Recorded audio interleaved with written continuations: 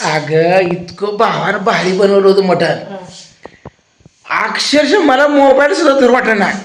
म्हणून म्हणलं आता जेवण करतो आणि मगच म्हणलं तुझं काढता सगळं शिव्या देत येत या म्हशीवर काढून मला पण या कुचका मला माझा नवरा एकच नंबर आहे ती, एकच नंबर. मला सगळ्यात कालवण ही का आवडलं तर एकही थेंब तेल न वतता मटण सुक्क आणि रश्यातलं इतकं भारी बनवलं.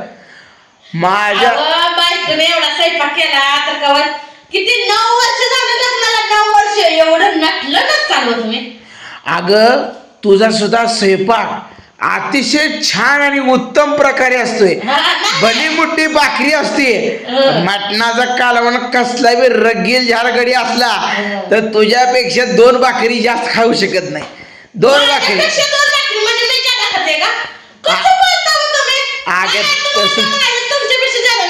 तसं नव 2 भाकरीच्या वर कुठलाच गडी आपला जेवत नाही. अशा भाकरी मोठ्याला असते द्या, कळले का? नका दोस्ताना जेवण बिवणं सगळी झाली, बाई भांडी सगळी भरून उडती आणि बायको म्हणते मी आता घासायच्या. मला म्हणते आताच मी घासायच्यात. हा बघ त्यापेक्षा भांडीच राहू घासायची. आता बघ अंधार पडल्यानंतर भांडी कधीच घासाय नसती. सकाळ सकाळ पारी मात्र भांडी घासायची, मस्तपैकी जेवण अजून करायचं. कळलं का? हा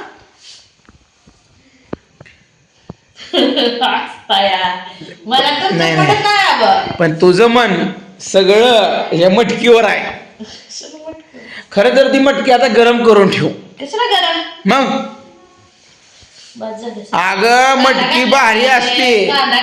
मटकी मुलूक बराया जावला भिजाय घालून जावला किलो मटकी. अगं तो बदाम तर भिजू घातलं का नाही? काय अगं पूजा, एवढं सामान मी 10 किलो आणतोय आणि तुला भिजू काढणं होईना, अवघड झालंय. तुम्ही आणलंय हो का दोस्तानो, ही माझ्या बायकोचा खुराक आहे बघा. कसा आहे ती भिजू घालायची असती ती, सकाळ खायची असती ती. कळलं का? हो पण बापून बापून किती आहे ती? 4 4 2 3 4 5 6 7 जण झाली. 7च तर ही 8 किती माणसं आहे ते? 9 आहे ती ना. हा 10 एक एक सगळ्या बारा सकाळ 4 खा घ्या. जाऊ आता खाली एवढं जाऊ. हो बाहेर बसा घे. आता खाल्लंय ना कच काढून. नाही जरा 4 कमीच करते.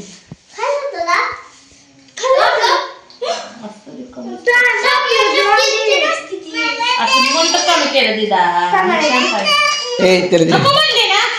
म्हणले ना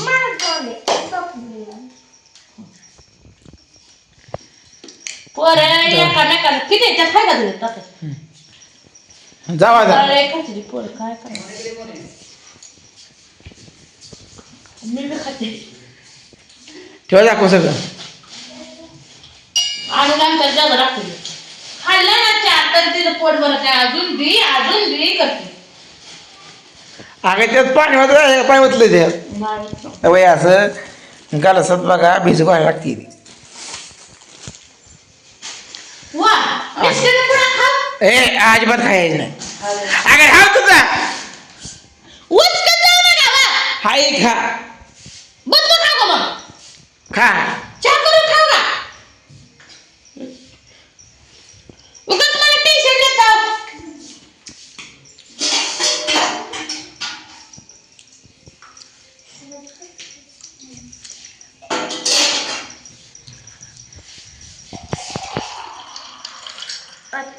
झाकून ठेव आणि ही झाकून ठेव. ते पोरानं इथे खायचं नाही, सकाळ खायचं. आंघोळ केली का पहिल्यांदा खात बसायचं.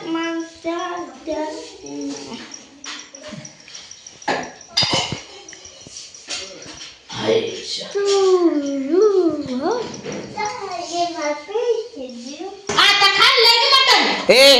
बाय बरं ना एवढी मटकी आहे कराडी चांगलं कराडी हे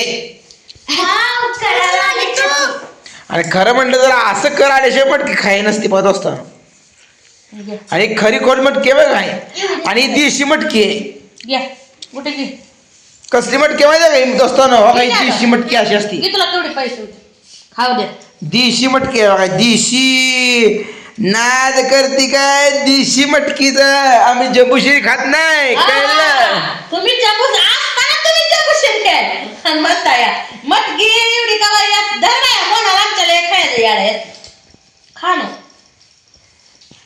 आणि तेव्हा फडक्यात बांधून बांधायचं कशाला मी अशी चाळण ठेवते ह्या चाळणीवर अशी ठेवते खरं येते हे सगळं बघा या असं आमच्या घरातला प्रपंच आहे बघा होय होय तुझंच घर आहे बाया आम्ही उपनाली जाया एवढी एवढी पोरगी सगळं म्हणते चुलता म्हणते म्हणल्या पोरीला बी शिकेला ना पाणी प्या पोरानं चांगलं चूळ भरून पाणी प्या नाही दात घासू जावा जावा मटलं खाल्लेली या किलोभर आता नाही घासायचं सकाळ घासायचं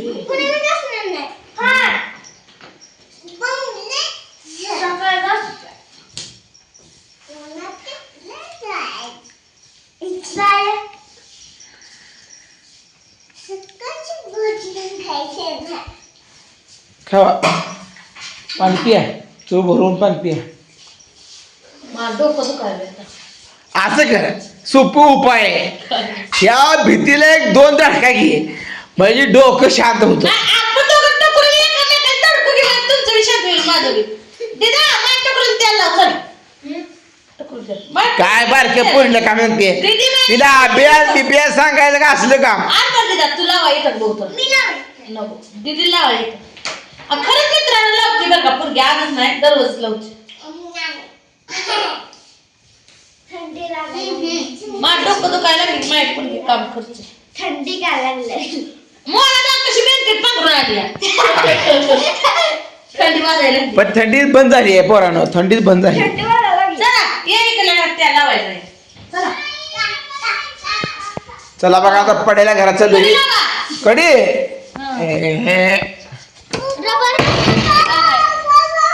हे कालवा कराय अरे देवा हे हातून केलं नाही अजून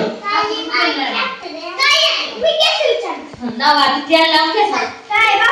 बाप बापाची काय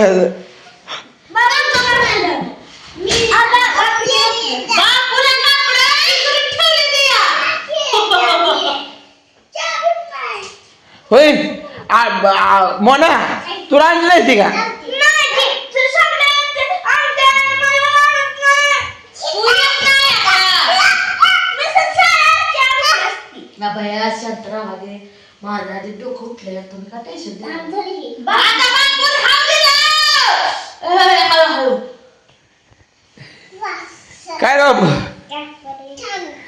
लगेच घातली कपडे नाही ते घातली ठेवा ठेवा बापू काय कपडे दाखवते बापू काय कपडे काय सोडलं झाला या बघा बघा आणि मोनाला चिडवती सारखं आहे ना अशी पोरगी त्याला मोना ए मोना तुला उद्या मी जाऊन दुकानात ना 2000 ड्रेस आणतो कुत्र जवळ जायला लागलंय बघा मी आणतो उद्या बघा पोरगी माझी त्याला लावते त्याला उद्या रविवार बाजारला आहे, मी आणतो पुरुषनी आला जावा जावा 100% आणतो